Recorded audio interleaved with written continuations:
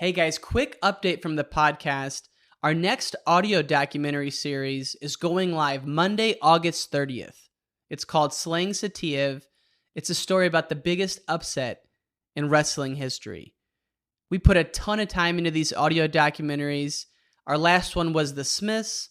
Slaying Satiev is coming August 30th. It would mean the world to us if you checked out all 4 episodes on Monday, August 30th, right here on this platform.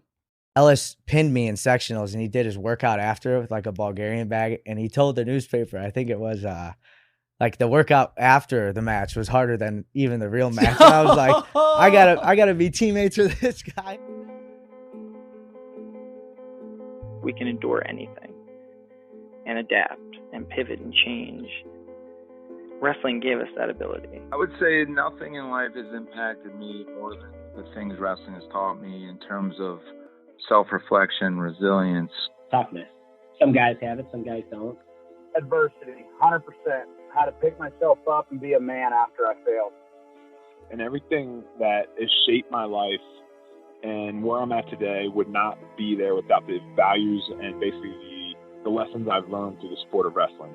For me, wrestling saved my life because it allowed me to focus and channel my energy.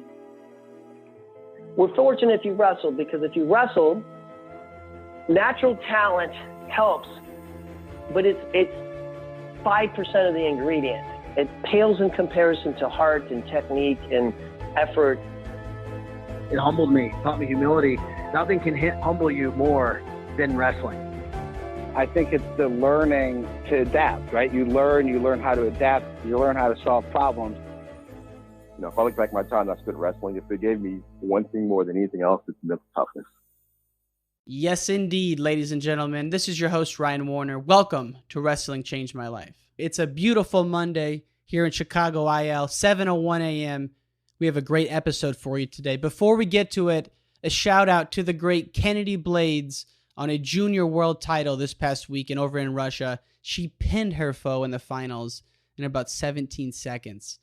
Her sister Karina also got a bronze medal, so shout out to those Illinois ladies getting the job done.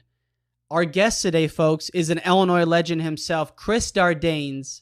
He was a one-time state champ at Oak Park River Forest, where his head coach was Mike Powell, one of my favorite people.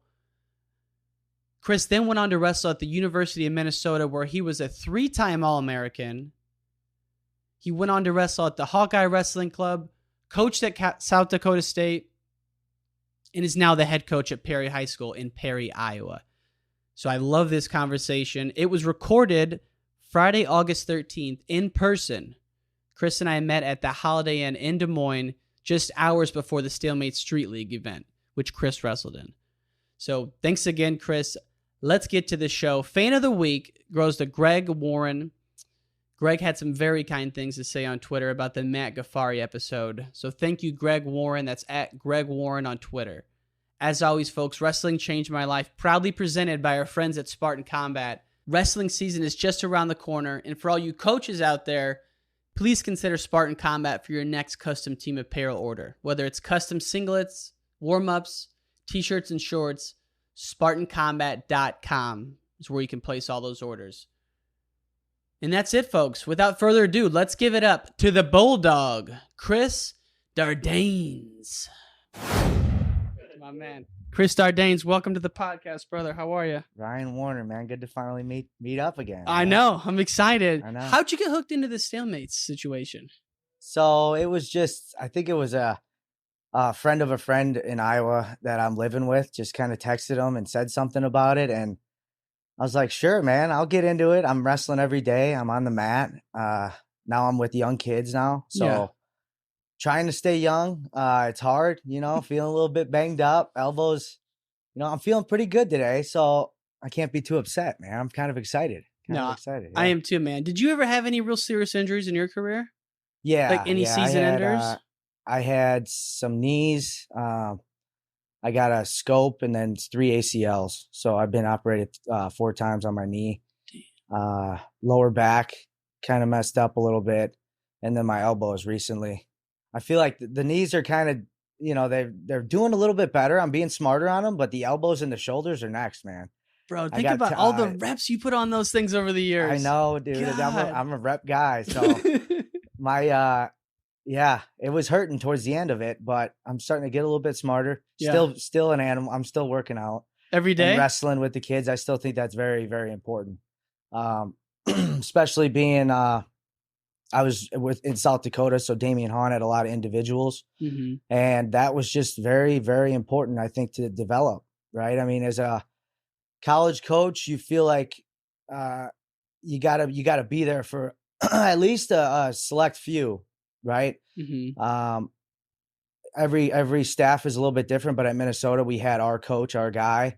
Iowa, I know, Terry Brandstrom, Corey Clark. I know that was kind of more his guy, and that was important for him. So I think it's important to, if you're going to be there for your guys, you gotta be there, even if you're feeling it a little bit. And, you got to just get a little smarter, but having that feel and still scrapping is important, I think. And a lot of college coaches, like you said, besides the head coach, you're pretty much expected to wrestle every day, right?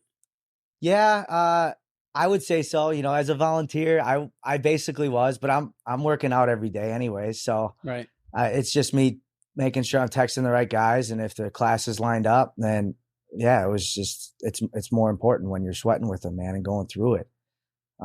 They got that much more trust in you, and those are the most vulnerable situations, right? You get in that room, I kind of turn into a different animal, but they know it. I know it. You got to pull the reins back and calm it down a little when you're out of it. But when you're there with them and you're pushing them, that's where you're really, really getting to know a kid.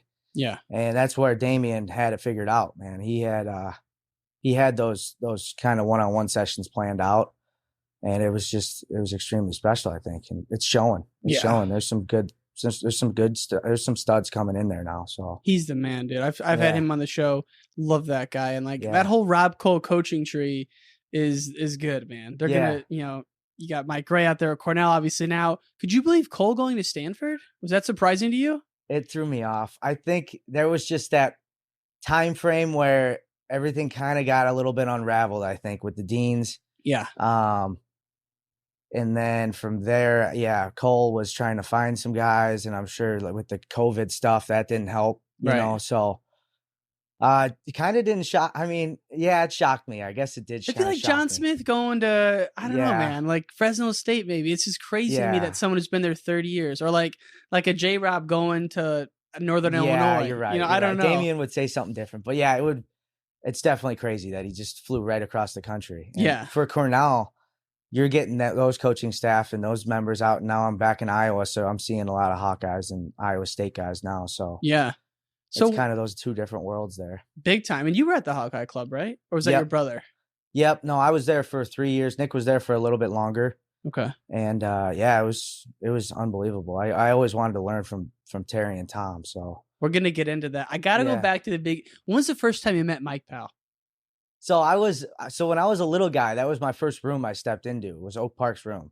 So I would travel, and I remember those days just dreading it, man. Just, stuck in traffic, being like trying to nap and pretend like I wasn't going to practice. But I was going in that room since I was a little boy. So, and that's probably one of the reasons why I did get a little bit scared, because we got beat up, man. I mean, that was the way it was. I mean, especially the first coach that I had, he came from Iowa, and he always stuck around us. So he who's that?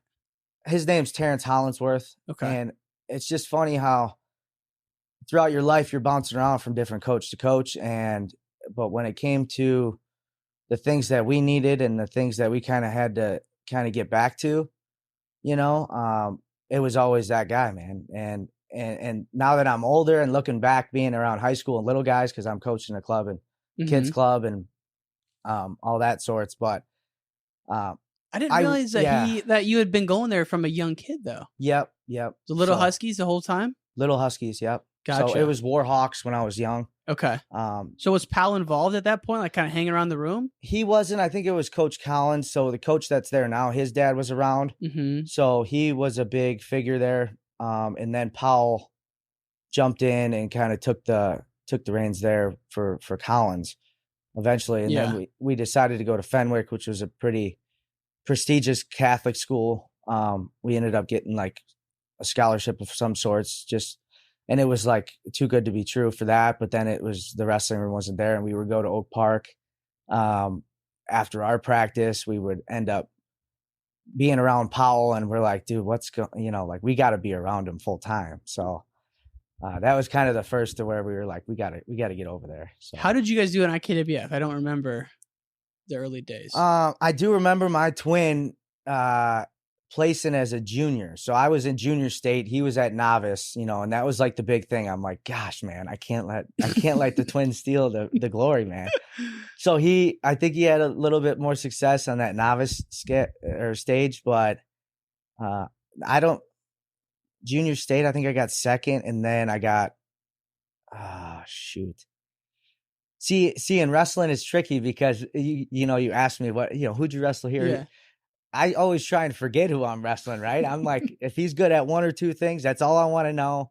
And that was it, man. So I forget names. Yeah. I forget they're there. They're I'm just focusing bodies. they're just bodies, man. Dude, you're a savage. So yeah, that was the way that I always.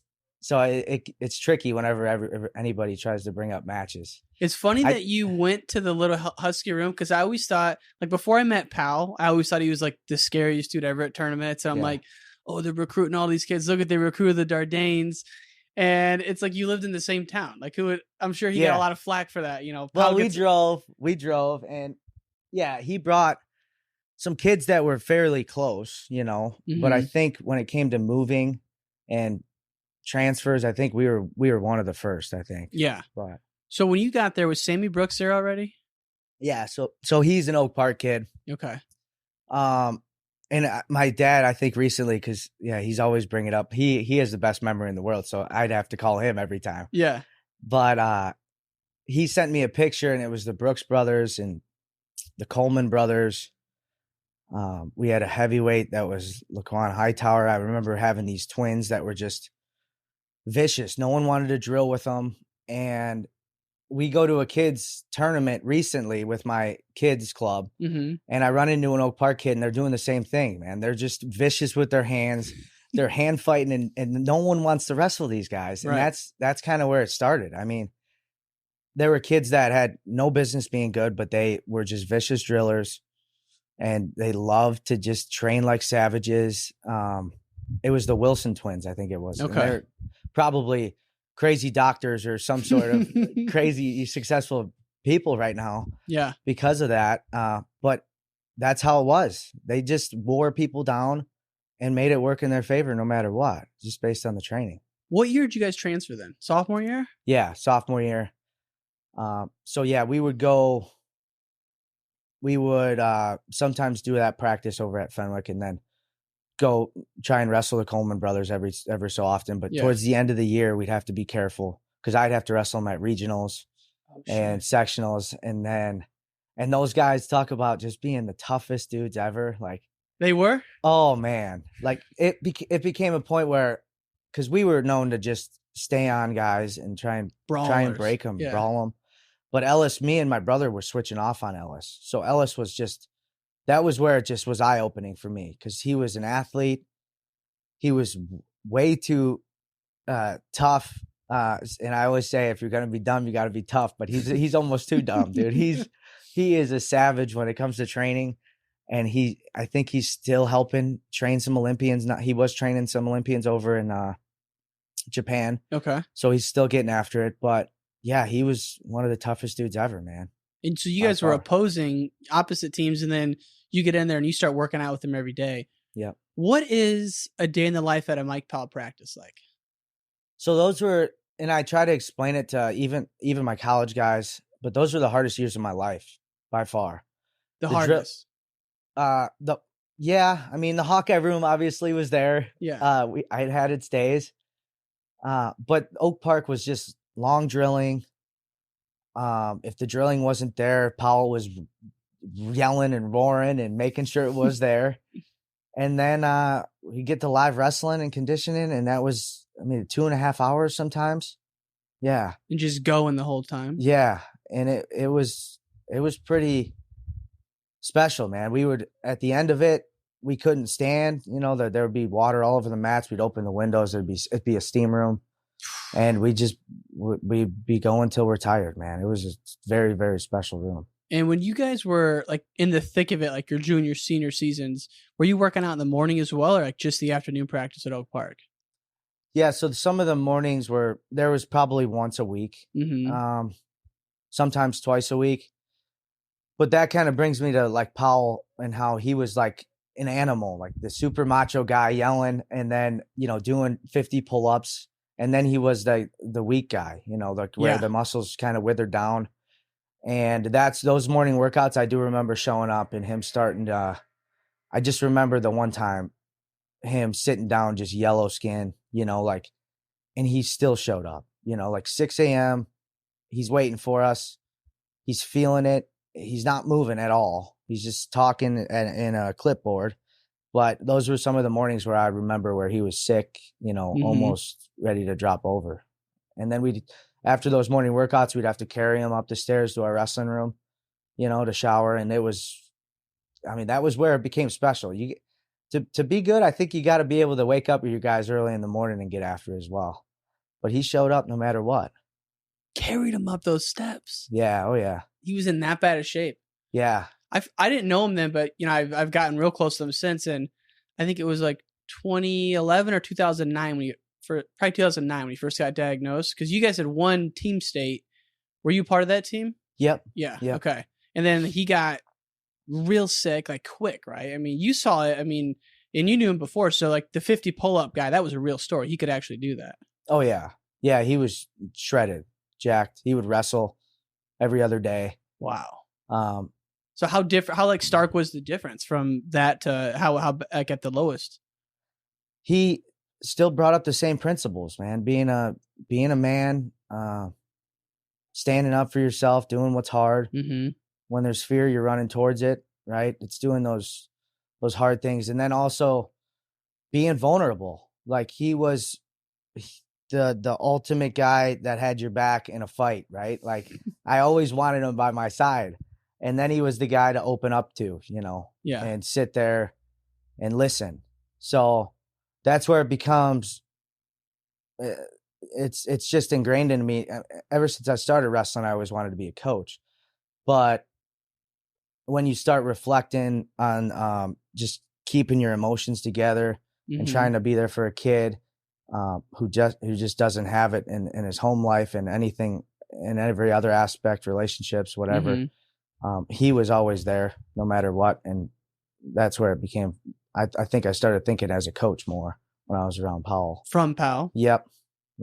Because it was 11 months of the year you guys were together, right? Oh, yeah. Yeah, it was a full-time deal. Like road trips. I mean, obviously Fargo and all that. But even I started interviewing some of the guys from the 2014 state championship team and like Devontae Mahomes and those guys. And they were saying, like, you guys, they would do a senior trip every August before the year started to like Michigan or something. Did you guys do that too? I actually, we missed out on that one. I think it was like the year before we came there. Okay. But we were always doing stuff. We'd end up driving to the hill. We go to the beach.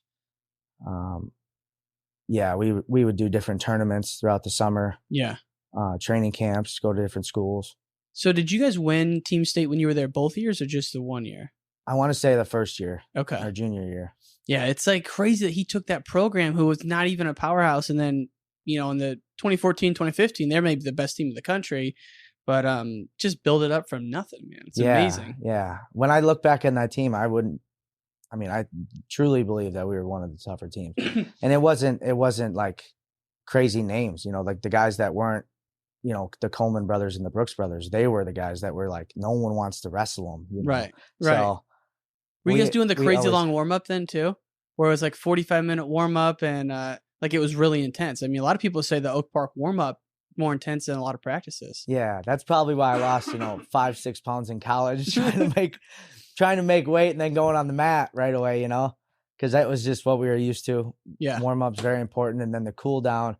I do remember when I was at Fenwick, because we used to run sprints. Our coach used to make us run sprints even after the match. Mm-hmm. And if we pinned early, we'd have to run more, And I remember me having to run sprints or me having to do a workout after. And then the Coleman brothers were kind of doing workouts after. That was just the way it was.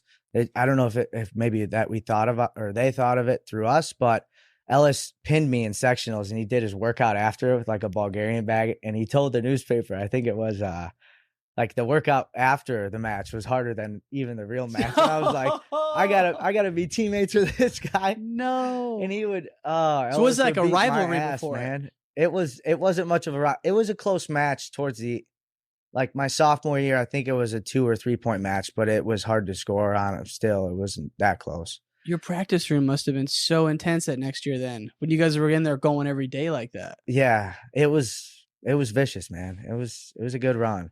I'd have to get him when he was tired, but he would beat me up. He was a tough partner. Dude, one of the best to come out of Illinois. I mean, look at an Olympian at such a young age. And so when you guys were coming through your senior year, where were you looking at going to college besides Minnesota, obviously? Were you looking at other schools? Yeah, we weren't quite used to the recruiting process, so we went to Nebraska, and it was just too good to be true with just the glamour of the room. Manning treated us great, kind of hyped us up with like Kokish. We would have been in that class. Mm-hmm. So we committed there. We verbally committed. Oh, you did? Yeah, at one point. And then I think Powell or my family encouraged us to finish the trips. So we went to Iowa and then we went to Minnesota. And we considered both of them, but Minnesota, it was just too close-knit. We got along with those guys too well. Mm-hmm. And I still do. They're still the best friends out of my friends. So yeah, and like that group, you have a lot of legacy there, right? You got Zach Sanders, you got Storley, you got who were some of the other guys on the team? Was Thorne? Which Thorne? Thorne, the Jan brothers. Jan, yeah. So Mike was there towards the first of it, like the first year. Was Ness on the team? Ness, Jason was the volunteer coach, I think, at the time. So the Ness brothers were there, Thorns, Jan brothers, Storley, Schiller. Yeah. Sanders is a big name in Minnesota. Sanders was always there with us. And those were deep teams. Yeah. And I just had Logan on. I can't remember which team, but one of the years you guys went down to the wire with Penn State at the Nationals, if I'm not mistaken. I forget what year that was. I know it was close. Yeah. But we always, when it came to, head to head, we beat them in a duel. Yeah. But they had those hammers, those bonus points. Yeah.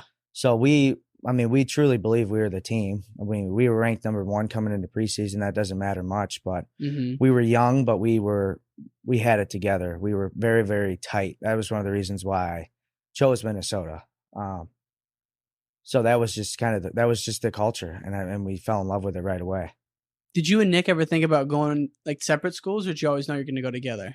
No, we've lived together forever, and it's funny because they did. I was talking about Cole Schrupp because he kind of followed us around with the camera, and that kind of got Minnesota kind of built up. Guys always bring those videos up now, but he did like a Cribs episode, and the one we had bunk beds in the dorm rooms, but when we lived in houses, we had like a vent to where like I was the room below, he was the room on top, and I was like, yeah, just in case I missed the bro, I could yell up to that vent. We're not too far from each other, but. Yeah, we were training partners, and we always wanted to go together. Just best friends your whole life growing up, in the rest of the room it was different, right? Sometimes we would fight. There's some funny stories at Minnesota where guys had to pull us off each other. Really? And then, us after overtime practice, me driving the car, and then him kind of punching me in the face one time, and while my hands were on the wheel. Tell me about it, dudes. What happened? We must have wrestled at overtime, and then on the way home, I think I might have got the better of him. I don't know. He probably has a different story, but I must have said the wrong thing. He hit me in the head, and I almost crashed. I should have crashed the damn car, right? Because I don't want to. And I don't know what road I was driving in, but I was like almost crying, like, come on, man. Like, I'm going to pull the car over. And I don't know what happened at the end, but I don't think we fist fought on the street like the Brands brothers. Dude, but that's what I was thinking the whole time. Yeah. I might have pulled the car over, but we didn't want to cause any publicity or nothing. So you would go to overtime as well in high school?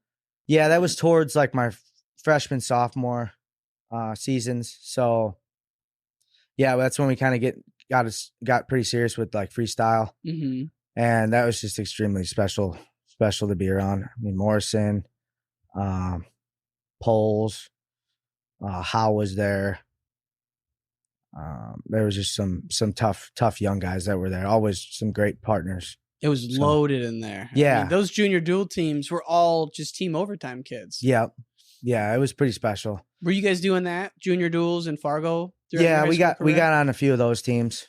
I know for 2 or 3 years. I think we got on those ones. But what I love about you and your brother is that you guys were late bloomers in a sense. Not really, but like you guys won your first titles as I think you were a senior, your brother was a junior, and really blossomed in college. And so when you got to Minnesota, what was that transition like the first month or two getting on campus? Well, I actually tore my ACL my first year, and then the doctor kind of messed up, so I had to get another surgery. So I wasn't on the mat at all my freshman year. But how long into that did you hurt your ACL? Like right away? No, it was like a freestyle tournament. Yeah, I think Free Fila Juniors or something. I think I tore it there. But I always wanted to be the guy. I knew I was the guy. Nick knew it. He wanted to step in right away. Mm-hmm. But it was hard, man. I mean, those seniors wanted to kill you, man. That was like when it came to Mike Thorne, especially, he just wanted to torture guys, you know.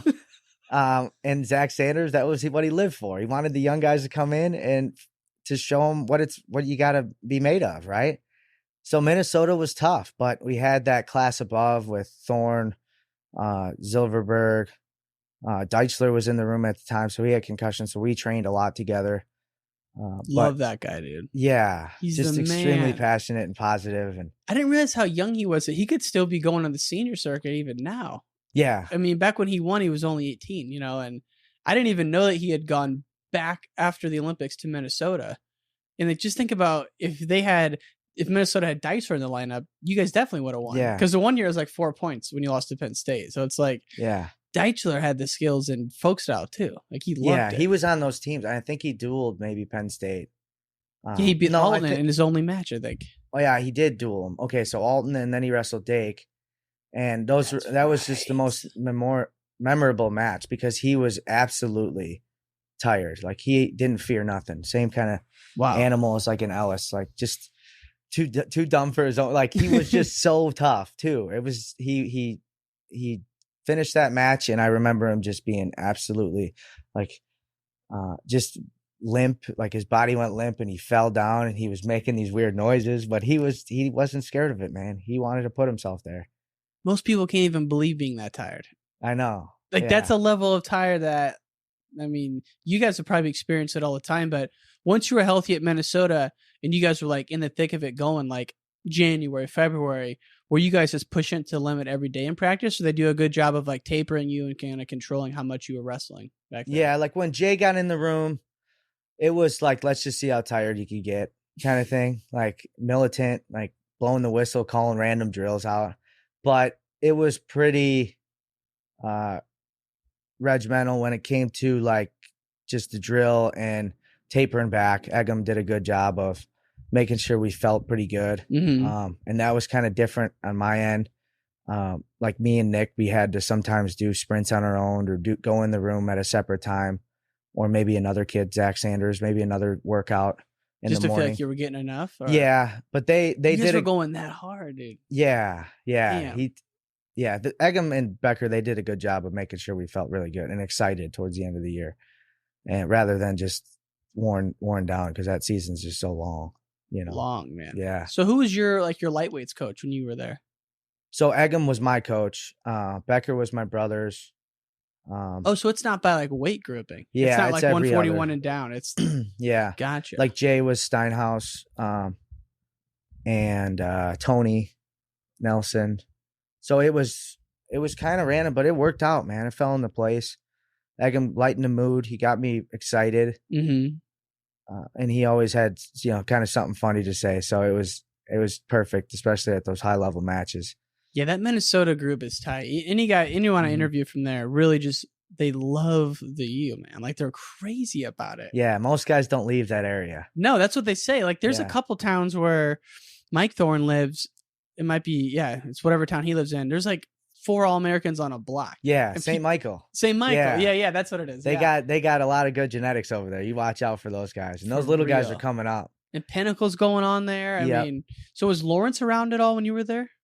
Yeah, he was our coach for the club coach for Got it. when we were done after. Okay.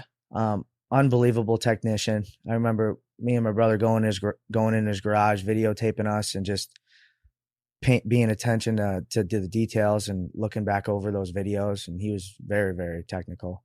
What was the biggest difference between like the high school and the college circuit for you? Obviously, the competition's way different, but like when you talk to kids who are getting ready to go into D1, like what do you tell them? Like, be ready for this, this, or this.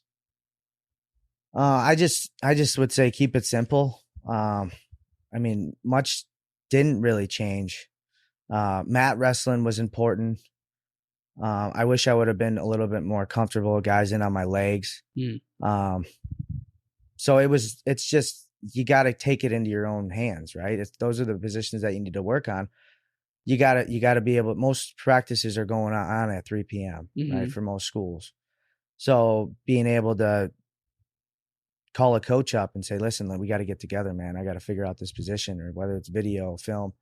But that's where it becomes important in the development side of things, because I'm working with young kids now. But to be a coach, you kind of try not to have, them dependent upon you. So yeah, and you see that happen where the parent follows them along the way, or someone's really, really close to them and always kind of in their ear, and then they go to college and then sometimes they just can't figure it out. But each guy's different. Some guys like to tell me what to do, let me get it done. And then the other guys just, you got to get it done and then figure it out yourself too. Was Powell somewhere in between? Powell, definitely. He was very open as a coach to letting other guys in, open to technique being, thrown around at this guy and that guy. Because as a coach, man, you got that ego still too. You want what's the standards in your room. Yeah. You want to control some things, but when you got those different coaches coming in and telling you this and that, he was very open to that. Which is, it's sweet that because you guys were training at such a high level already, you guys went to college and it was just right there. The transition was seamless. It reminds me now, there's so many good clubs now, like especially out here in Iowa. I think about the Seabolt club's really big and they're going hard, really like grinder style.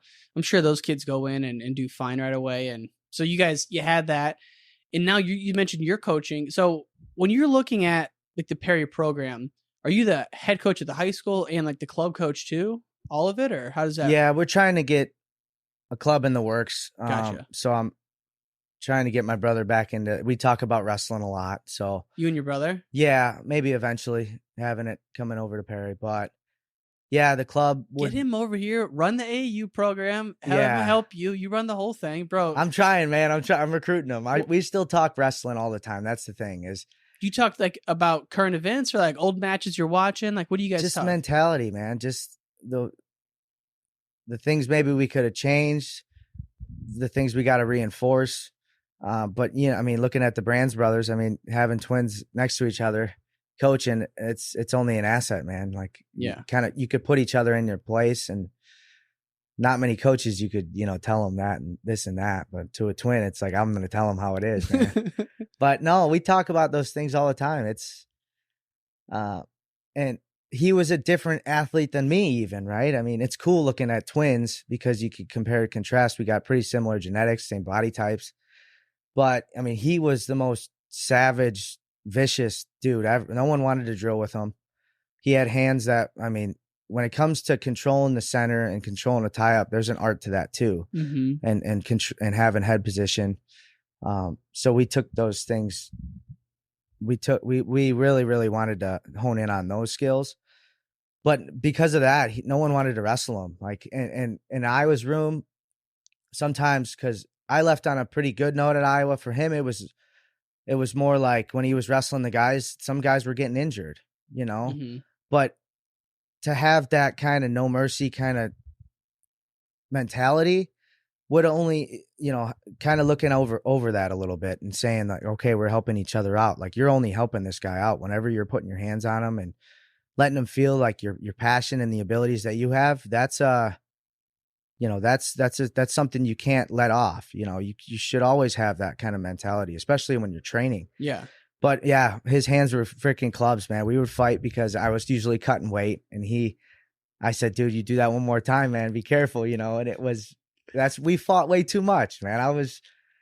I remember the one time, it was like Big Tens, or even like a warm up on Minnesota's mat before a duel. We'd be drilling, and I'd give him an uppercut, and there'd be like 3,000 fans in the room, or Big Tens before Big Ten semis.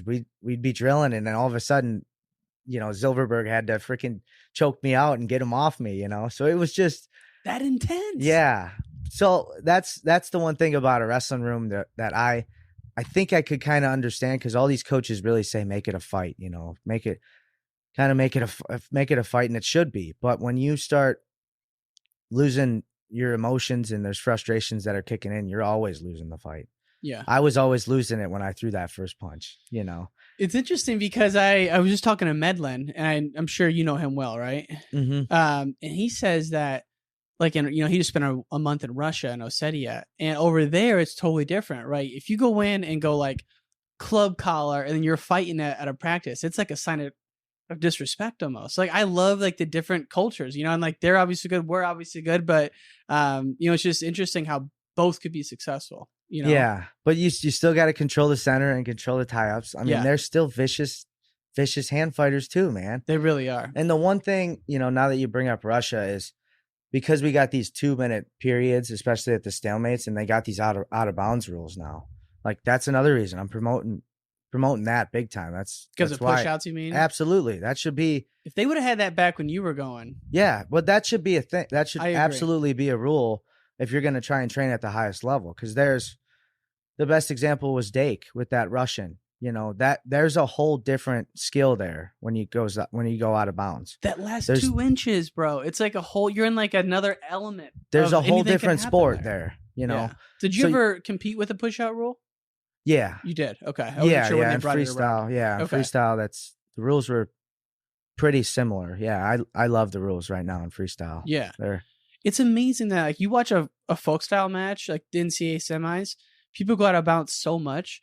It's amazing how you can literally wrestle an entire match without going out of bounds at the highest level in the freestyle because of the consequences of going out. Yeah, but it's just good to see that. Like, we don't have to always go out of bounds, and it's easier for the fans to watch too, I think, with the push out rule. Yeah. Yeah. I think there's a whole nother skill there. So to try and I kills me where these refs will call a stalling on a guy who's pushing out, the new folk style, the way they do that is bizarro, bro. It is. It's so weird. And now that I'm in high school now, I'm going to have to talk to these refs all the time. Yeah. Cause I know that's what's going to happen. But even in college, if you're not fighting in and giving this guy a chance to feel, that edge, then you got to be rewarded for it. That other guy needs to get hit. Right. I mean, that's just that's a very, very important skill to try and reach to that highest level. That needs to happen. I always do like sumo matches with my little guys, and that's awesome. All those middle schoolers too. So what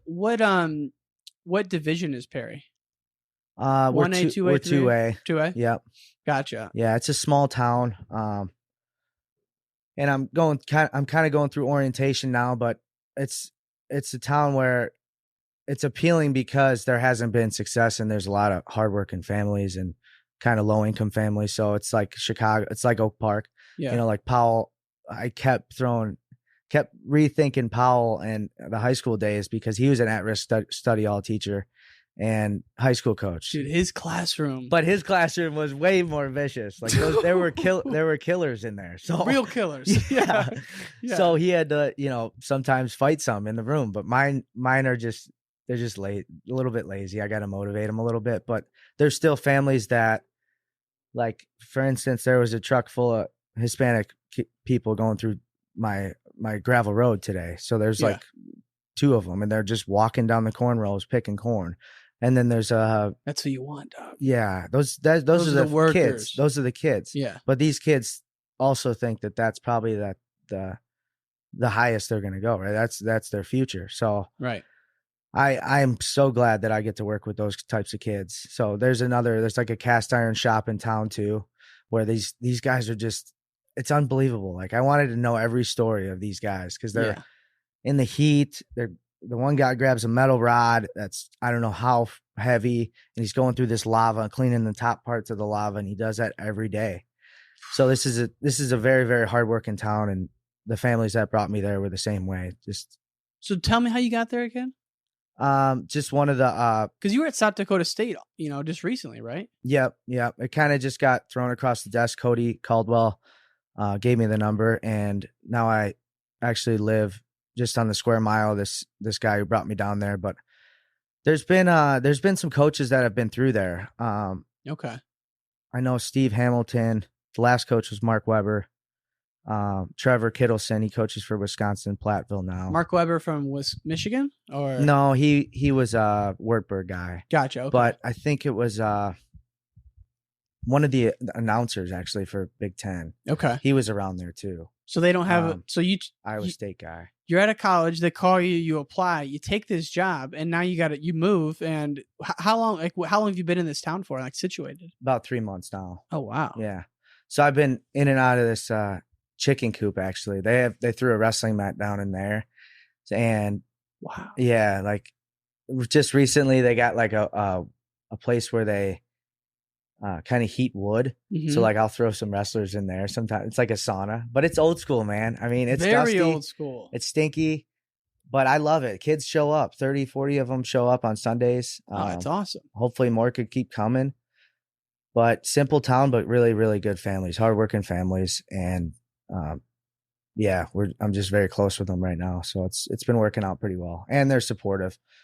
That's the thing. Like if you can design it and architect the whole thing at a program where like there was nothing and then you build it to something, and next thing you know, you got 20 guys working out 11 months of the year with you. It's going to be like a little commune. Special. Yeah, very special. Like South Dakota, like we were talking. There's like 13 kids on the team when we got there. I can't believe that, dude. 13. Like you're trying to convince a South Dakota like third place in the state kid to win. Like that's hard. Like there's a lot of emotions that get brought up there, man. Like you're learning a lot about this kid, a lot of different things. So that was appealing to me for the high school level. And yeah, college is a different animal too. I mean, just like high school, you gotta have them grow up and try and figure it out on their own. Same kind of things. And your brother's in Champaign right now, essentially? Yep. We got to get him out of there. Yeah. He's sandblasting right now, and he's thinking wrestling while he's doing it. So he's working full time now? Yeah. So we'll talk quite a bit, and it's just a matter of time. I'm trying to, he's just got to visit. That's just like me, and he'll be convinced. But he's got a wedding coming up, so. He's getting married? Yeah, so hopefully his wife and his kid could be convinced. So he's got tie downs. That's why he's not out. I didn't know that. It's all right. I'll recruit her too. I thought he was a single man. I'm like, get him out there, man. Yeah, he'll love it. So she'll love it. He was at the Illinois RTC. How involved with Medlin were you guys in high school and like coming up through? So Medlin kind of got put in the room with Powell a lot because they were big Greco guys. Yeah. They really did believe in Greco, which, I mean, there's a lot to it. But the Greco state teams and I mean, he was always around there. We would go to Washington, train with their guys sometimes. Mm-hmm. And he was just another voice in the room. That was just he's very, very passionate when it comes to his guys in the sport too. He knows so much about international wrestling. He does. We did a little Olympic recap, and God, dude, he just knows. I mean, first round, he's like, "Hey, watch this Uzbek versus the Armenian," and I'm like, I wouldn't even know to watch it. Yeah. I mean, I know there are guys at that level, but it's few and far between that know that much. Yeah. About the international game. Well, he's been around it, like that Russian. There's a system there, right? I mean, but it's hard to develop that into the States because, I mean, when you're a kid and you have two Olympian parents or whatever, national, what you're going to be. Mm-hmm. They're going to stay on you. There's a system, and it's just like gymnastics in the US. Like there's levels there. Yeah. So Russia has that down. So to try and bring those kind of different systems here, I mean, you just gotta, we're doing fine. Like we're doing great. US is killing it. So, but there's still those things that you got to learn that we're killing you got to give and take. But I do still think that like a country or a republic the size of Dagestan, which is like the size of Iowa, they might still be able to beat Team USA's best because bro. they got guys that are in different countries and all that too. Michigan, you're seeing, and like Penn the State. Belarusian who beat Dake. That's a Dagestan guy. Yeah, it's like if you had like the true Team Dagestan. Again, it's a state the size of Iowa. Can you imagine going in that room and just, dude, oh my God. Crazy, right? So there's a lot to learn, right? I mean, yeah, there's a lot of different things to learn from them, but. Well, Satiev's from Dagestan. And so I've learned a lot about it just through this project. And like the couple themes that come through is one, they're working out twice a day. Like they're usually getting 10 practices a weekend, like twice a day, Monday through Thursday. And then Friday, they do Friday morning, Friday afternoon off. And it's Saturday morning.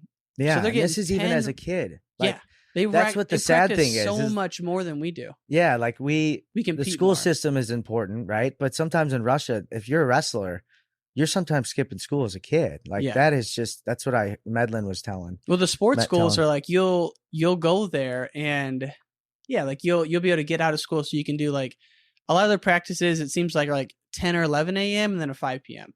They're not getting up super early, because sleep deprivation is one of the most harmful things in training. Right. And most of our programs are getting kids up, college kids stay up to like midnight, then they're getting up at 6 a.m., 5 a.m. And then after you do that for 7 months in a row, you start getting sick, and people start breaking down. So I got to tip my hat to those guys and what I've learned so far. It's they're amazing. The ultimate athletes too. It's like they're just relaxed, composed. And when you talk about controlling those emotions and trying to have a game plan, and they're still vicious hand fighters, and they're still going to keep going to those next positions and not stop wrestling. Mm-hmm. But they have another, like what I like to call them are snakes. Like I thought someone brought that up on one of your podcasts. Yeah. But I still think John Smith's one of the only guys that he's a scorpion where he's going to keep jabbing, but he's also a snake because he's got that flexibility and awareness in these positions that is exciting and refreshing when you're learning in the sport. Like me as a kid, I was drilling the same things, and that's what I really, really believed in. But to have that ability, that hip flexibility, being comfortable in certain positions that I was never ever comfortable in, even coming through college, like those are positions that need to be taught, and those are like this hip flexibility, longevity, like. Even as a kid, you're expected to probably wrestle there's some 30-year-olds in Russia that are probably still wrestling. But that's where it becomes like, you got to be the ultimate athlete. They're so disciplined with their diet and their drinking too. Like they're not big drinkers, and like a lot of them, if they're Muslim, they don't ever drink, a lot if they're like diehards. And so think about how much healthier you'd be if you never like drank in the summer. I mean, I don't know if you're a drinker, it doesn't matter, but a lot of college wrestlers, they'll drink in the summer, Yeah. I mean, those dudes are never drinking. That's what's almost expected. Like we're wrestlers. It's like the military sometimes. Yeah. Like we just get together and have a good time. So did you ever go over there to Russia to train or to wrestle? No, just my brother explained it to me, and he went over there with Medlin. Oh, he did go to that. Mm-hmm. So that's the school where Sidakov trains. Is where they go. Okay, I didn't realize that. Yeah, same school. It's there's some studs in there, especially that are like 15, 16 is what my brother was saying that. Look out. Like I love the stories about how they're not big weightlifters, but they're big on the bands and the rope climbs. Yeah. Like India's 57-pound Team India was over there this summer as well when they were over there. So Team India's 57-pounder Ravi, who ended up getting second, he can do 50 rope climbs. Yeah, I'm sure you guys could do that. No, that's I mean, Did you guys do? Did you do a lot Iowa, of that? It was mostly we were always on that rope. Spencer Lee could maybe get 15, 20. But that's imagine going up grip, and down man. I mean, that's every day grip without stopping. I know, but the bands I like just because you're getting more explosive through the positions, and it's not as. You're not like impacting your knees as much and all that. But I use those bands all the time. Bulgarian bags, ropes. Did you ever get connected with Georgi Ivanov? Do you know who that is? No, but Miko was an overtime guy. Are you talking like the Suplays? Not that family. So Georgi, him and his dad, his dad's Ivan Ivanov as well. But Georgi Ivanov was an Olympian for Bulgaria in 2016. And they have a wrestling school in Sioux City, Iowa called The Best Wrestler. Wow. I did not know that. They're awesome. Yeah. He went to University of Nebraska, Omaha and won a D2 title there and then went to Boise State. But, yeah. I do remember one of them going. I went out to Omaha to interview him. Great family. And they have a sweet little academy but they're all, they're like Bulgarian school of wrestling. And so it's no weights, it's all bands. And they put me through a little band workout. Bro, the amount of just strain it puts on your body is insane. And like you said, no damage to the joints. We have like a little barn in the back of our house right now. It's got like a tire. It's got bands all over the place, like thick bars, kettlebells, and Bulgarian bags. And that's all we do. I'll bring some of my wrestlers out there. And the hotter, the better too. They're like, oh shoot, it's 100 today. Sweating. But no, those are the wrestling types of workouts that you got to do. You got to think about the positions while you're doing them. Yeah. Everybody's so obsessed with getting that perfect rep. We're using our whole body, man, in this sport. It's a dynamic sport for sure. I can't believe you're going to be back on the mat tonight. Before we wrap up, I got to hear about the Hawkeye Club, man, because, that's kind of like a brick wall. Not a lot of people know what's going on there. How'd you get the invite in the first place? Get down there. Well, Sammy Brooks was down there. So I ended up visiting him. But man, that was a special room. I was there when Spencer Lee was a freshman and all those PA kids. So I got to see him grow up a little bit. I was his drilling partner for mostly his freshman year. I mean, I was with him all the time. Gilman, Clark, McDonough, Dennis. So the lightweights, man, like everybody wants to be around them. And we used to train. I used to wrestle Ramos and Clark, and I just remember Terry yelling. And the things that he said, I'd sometimes hear, and it mattered, right? Even on the other side of the mat. So I needed to be around him. And Terry's the ultimate technician, and he was going to do everything for you. And he's that kind of coach. But outside of that, when you put your shoes on, you had to scrap. That was the one thing. So it was very important for me to find the right partner, especially later on in my career, and know kind of when to get that lighter guy and take it easy some days. Yeah. But there weren't many days of taking it easy. Even like at the club level, that kind of mentality and intensity is there. Yeah.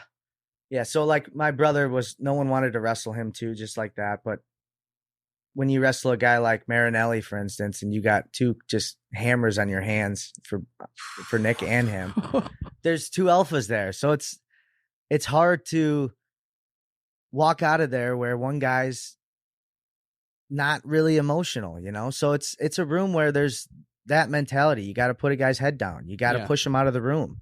And if you're pushing him out of the room, he's done. And if you don't feel satisfied at the end of the day, you got to call that guy out. Like one of those things. And that's where it's important, because the feelings and the things that go around in a room, like some guys back off a little because they feel bad, and that's not helping him. That's why I was explaining with my brother. He's the most vicious guy to wrestle with, but he had no mercy on the mat. And that was part of the things that we believed in. So by him not doing that is him disservice to everybody in the room. So that's why that room was very, very important. But then you got Spencer Lee, who's changing the dynamic of it. Like, how do you mean? He's one of those snakes, man. Like he is the ultimate athlete. And, you talk about a guy like Gable, and then you run into guys like Ness, to where sometimes you can't really ruin a guy, like less is more sometimes. And for him, he got tough, but there were times where he didn't need to do 10 airdyne sprints. He was going to beat everybody in front of him up in the room. Mm-hmm. So there's different athletes, right? So everybody that's in there isn't really a robot and headbutting and stuff. So was Lee like that, or like what was he like behind closed doors in terms of like his like style? Was he vicious or more of a skills guy?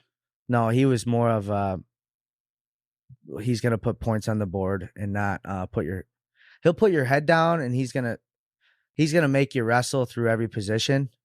But he's like that Satiev example. Like those guys are snakes, man. John Smith, those guys could get in positions that not many people, they're gifted. Yanni.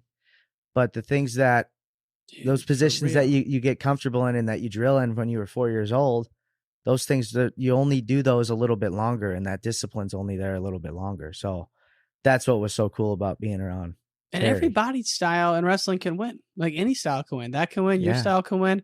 But think about that. Like, Spencer Lee's a freshman in college. You're a grizzled vet coming from Minnesota, one of the hardest hand clubbers, and you're working out with this young kid. And at that point, like, what kind of feel was he giving you then? Did you know he was special? I mean, was he that from good? The get-go. Yeah. What's his grip strength like, bro? Well, that's the thing is he grabs your wrist and you're rolling around, you're getting What turned. is it with it? Is he just doing like rope climbs like crazy, or? Yeah, I mean, because you must have a hell he of must a grip, have developed it. He's got something. It's just like his flexibility. People think he's just gifted. No, he was vicious. Like he would wear his body down in those positions. So, yeah, I'm sure he was grabbing and pulling and grabbing wrists like he really meant it all the time, doing ropes. But even back then, he was going good with you. I mean, he was like on the level, obviously, even back then. Yeah, yeah.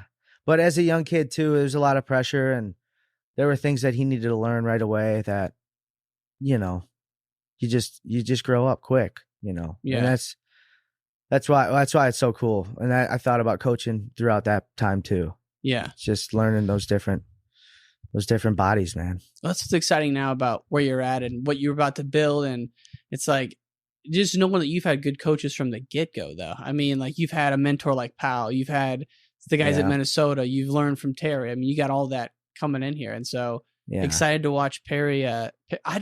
Perry, Oklahoma, dude. I'm trying to have another documentary, man. I didn't even know about. You're going to do that one. I will. Let's do it.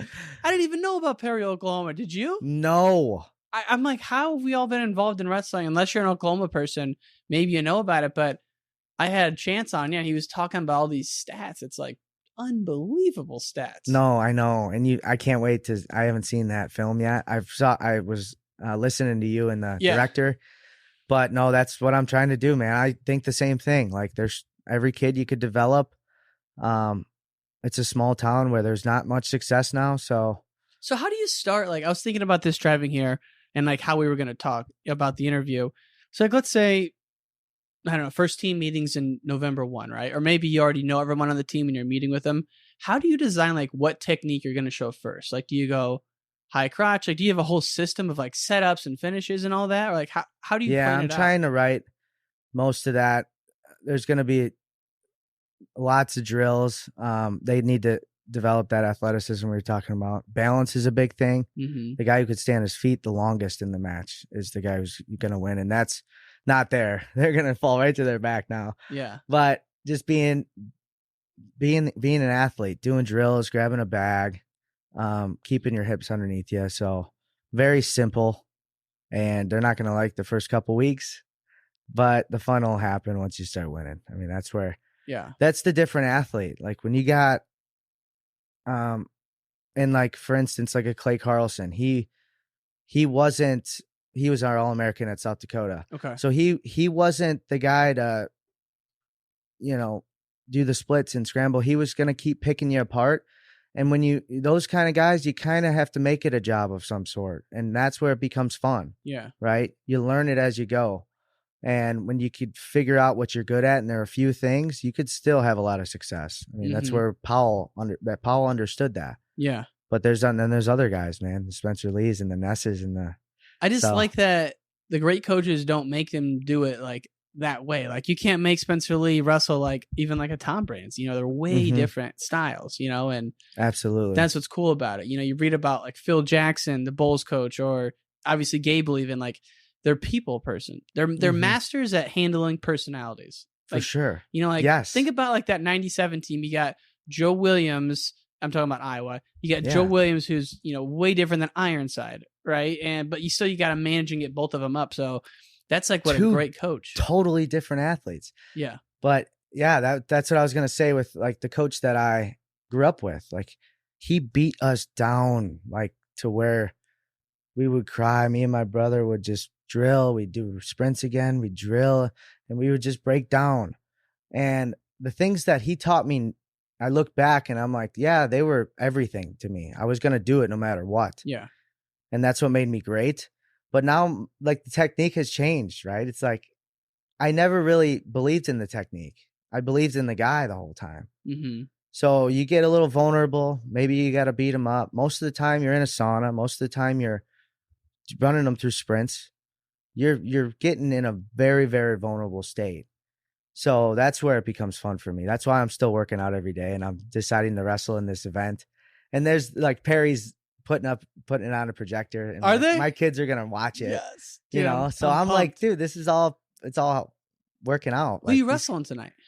McChrystal. Colton McChrystal? Yeah. Nice. That'll be fun. It'll be fun. I'm excited, man. Well, I'm so pumped we got to do this. I can't believe we're doing this in Iowa. I mean, I know you're a Chicago guy now. I'm living close to Oak Park, but yeah, I'm glad we got to sync up and do this, man. I really appreciate it. No, thanks for fitting me in, man. Dude, it's going to be fun. And good luck tonight, brother. Team Illinois, we got to sit together Thank you, tonight. Ryan. We're about to be in a hostile crowd of Iowans tonight. I'm excited, man. We got to grow Iowa wrestling, and we got to get this push-out rule. Got to get the push-out rule. Let me ask you, riding time, keep it or leave it? You still got to keep it. Okay. Yeah. Okay.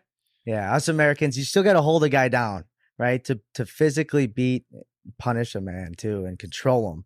You got to hold a guy down, right? So let's keep that in America. We'll keep that one in America. The push-out rule we got to add. Overtime, you like it, or you like criteria? Do you like overtime? I say go to the takedown. Go to the takedown. Criteria is growing on me, but I'm with you. It's still confusing unless you really know what to watch for. Very confusing. So yeah, I'm a guy on your feet, man. Freestyle. Love it. Yeah. Well, I'm excited to see you tonight, and thanks again for doing the show, brother. Thanks for having me. And that's the end of this episode of Wrestling Changed My Life. Thank you to our sponsor, Spartan Combat. And coming Monday, August 30th, we will be releasing our next audio documentary series. It's called Slaying Satiev. It's a story about the biggest upset in wrestling history that took place at the 2000 Olympics. We put a ton of time into these audio docs, so it would mean the world to me if you would check out Slaying Satiev on Monday, August 30th, right here on this platform.